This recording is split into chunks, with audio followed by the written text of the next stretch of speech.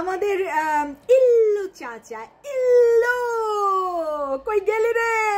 ও ইল্লু, ইল্লু চাচা উনি বলেছেন যে উপদেষ্টারা নাকি বুঝতেও পারতেছে না, প্রধান উপদেষ্টা বুঝতেও পারতেছে না যে আওয়ামী লীগ যদি ফিরে আসে তাহলে এদের হাড্ডি গুড্ডিও থাকবে না। ও ইল্লু চাচা, শুধু এই উপদেষ্টারাই বুঝতে পারতেছে না নাকি আপনিও বুঝতে পারতেছেন না? বলেন দেখি। হ্যাঁ, আপনার কি মনে হয়? আপনার একটু বোঝা উচিত না, নাকি আপনি ভয় পাচ্ছেন বলে ভয়ে অন্যদের কথা বলছেন? আপনার কি মনে হয় আপনি আমেরিকা থেকেও রক্ষা পাবেন? হ্যাঁ, আপনার হাড্ডি গুড্ডির বুঝি হিসাব করা হবে না? কেন হবে না?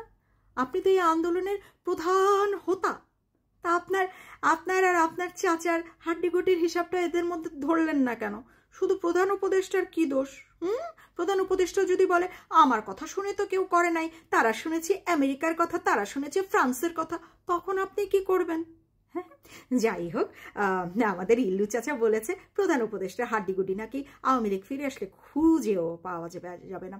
আর এদের মতন জ্যোতিষীবিদরা যা বলে না তা না মানে ঘটে যায়। হ্যাঁ, এর মানে আওয়ামী লীগ ফিরে আসতেছে। ঠিক আছে, তাদের যেহেতু ধারণা হয়ে গেছে তার মানে আওয়ামী লীগ ফিরে আসতেছে।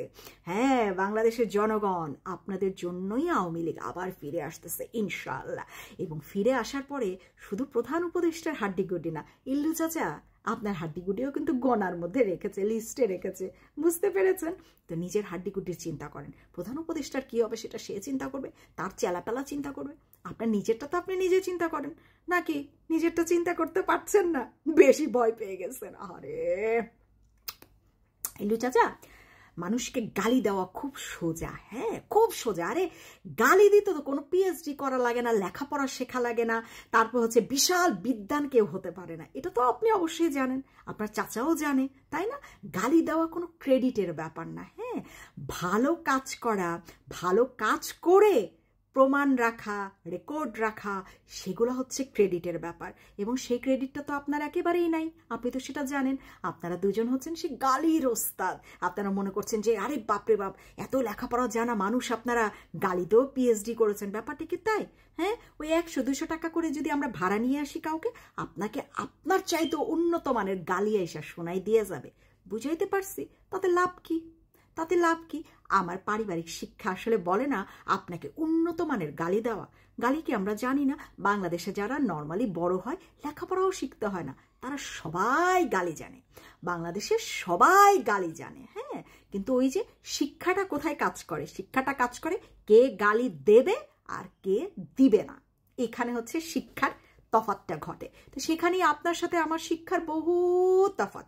হতে পারেন আপনি অনেক বেশি শিক্ষিত, আমি মুখ্য সূক্ষ্ম মানুষ, কিন্তু শিক্ষা কিভাবে বিচার হয় সেটা নিশ্চয়ই জানেন। হ্যাঁ, আমাদের দেশে গ্রামের অনেক মুখ্য সূক্ষ্ম মানুষ আছে যারা জীবনও স্কুলের বারান্দায় পর্যন্ত যায় নাই, তারপর জনগণ তাদেরকে সালাম করে, শ্রদ্ধা করে, সম্মান করে, কোনো কাজ করার আগে তাদেরকে জিজ্ঞেস করে। এই রকম যে কোনো বিচার সালিশে তাদেরকে আগে ডাকে। কেন? তাদের অভিজ্ঞতা এবং তাদের ব্যবহার, তাদের সেই ব্যবহারের শিক্ষাটা এত বেশি উন্নত যে কোনো পিএইচডি করা মানুষকেও হার মানায়। হ্যাঁ, তো আপনার হচ্ছে সেইখানে ঘাটতি। আপনার পারিবারিক সমস্যা থাকতেই পারে, আপনার পারিবারিক শিক্ষার ঘাটতি থাকতেই পারে। তাই গালি দিয়ে আপনি মহা কিছু হয়ে গেলেন, এটা একদম মনে করার কিছু নেই। আর আওয়ামী লীগ ফিরে আসবেই, এবং ফিরে আসলে শুধু প্রধান উপদেষ্টার হাড্ডি না, আপনার হাড্ডি গুড্ডিরও বিচার অবশ্যই করা হবে, অবশ্যই করবে।